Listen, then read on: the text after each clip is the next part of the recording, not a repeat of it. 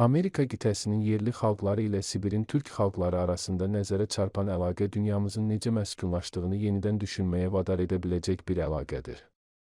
Gəlin belə bir sirdən başlayaq. Şimali Amerikanın böyük düzənlikləri ilə Sibirin sonsuz çöllərinin ortaq nəyi ola bilər? Axı onları bütöv bir okean ayırır, bəlkə onların keçmişi düşündüyümüzdən qat-qat daha yaxın olub. Cavab isə çox vaxt olduğu kimi qədim tarixi də gizlidir. Tarixi elm indi həqiqəti açmağa başlayır.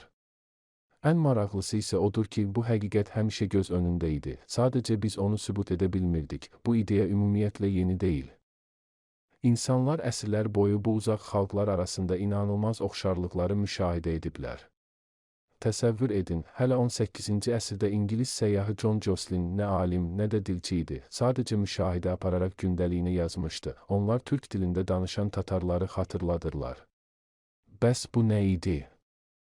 Sadəcə təsadüfi müşahidə, yoxsa 100 illərlə öz dövrünü qabaqlayan dahiyənə bir fikir? Cavabı elm verir. İnsanlar Asiyadan Amerikaya necə keçə bilərdilər? Cavab, quru ilə, indi mövcud olmayan bir körpü ilə. Alimlər bu quru körpünü Beringiya adlandırırlar. Bu, dar bir cığır değildi, bütöv bir yaşayış regionu idi. Okean udmazdan əvvəl qitələri birləşdirirdi. Ölçünü təsəvvür edin, ən dar yerində eni azı 1500 kilometr idi. Bu, sadəcə körpü yox, kiçik bir subkontinent idi. Coğrafiya aydındır, indi isə ən güclü sübuta, genetikaya keçək. Çünki məhz namımızda bu qədim səyahətin izləri gizlidir. Əsl irəliləyiş 2015-ci ildə oldu. Minlərlə insanın genomu müqayisə edildi və nəticə qəti idi. Yerli Amerikalıların Sibir kökləri var və onların dəqiq marşrutu Beringiya üzərindən idi. Daha bir vacib məqam, Amerika bir dəfəlik deyil, ən azı 3 böyük dalğa ilə 10 minlərlə il ərzində məskunlaşdı. Genetik iz isə budur. Yerli Amerikalıların əksəriyyətində xromosom G1 haplogrupu üstünlük təşkil edir. Maraqlıdır ki, bu, Sibirin yerli xalqlarında da geniş yayılıb. Növbəti ən çox rast gəlinən C2 də Asiya xalqlarına xasdır. Bu, təsadüf deyil, beləliklə, coğrafiya və genetika eyni istiqaməti göstərir. Amma bu da hamısı deyil. Daha bir sübut dilin özündə gizlidir. Çünki sözlər də genlər kimi uzaq keçmişin yaddaşını daşıyır. Tarixçi lingvist Karimullin Maya və Keçua dillərini türk dillərindən biri olan Karaimlə müqayisə edib və heyrətamiz leksik oxşarlıqlar tapır. Səs və məna demək olar ki, eyni.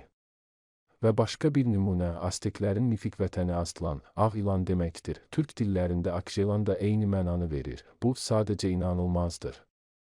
Amma bağlılıq yalnız genlərdə və sözlərdə deyil, həyat tərzində də görünür. Məsələn, evlər, məşhur Hind tipi və vigvamları ilə türk çadırı, yurtlar. Hər ikisi köçəri həyat üçün sadə və dahiyənə həllərdir. Asan qurulur və sökülür, təbii materiallardan hazırlanır, landşafta uyğunlaşır. Prinsip eynidir, yeməkdə də oxşarlıq var. Hindlilər və türk köçəriləri ət qurutmaq ustası idilər. Maraqlı üsul, presləmə. Hindlilər əti ağır daşların altına qoyurdular, türk döyüşçüləri isə atlarının yəhəri altına. Məqsəd eyni, suyu çıxarmaq. Basturma sözü də preslənmiş ət deməkdir. Ən dərin paralellər isə mənəvi dünyadadır. Hər iki dünya görüşün əsasında təbiətin canlı, ruhlarla dolu olması inancı dayanır. Şamanlar insanlarla ruhlar arasında vasitəçi idi. Tayfalar müqəddəs heyvan totemlərdən nəsil götürürdülər. Bu, dünya ilə harmoniya içində yaşamaq istəyinin bir hissəsi idi. Beləliklə, bizdə nə var? Coğrafiya, genetika, dil, mədəniyyət, hamısı eyni hekayəni danışır.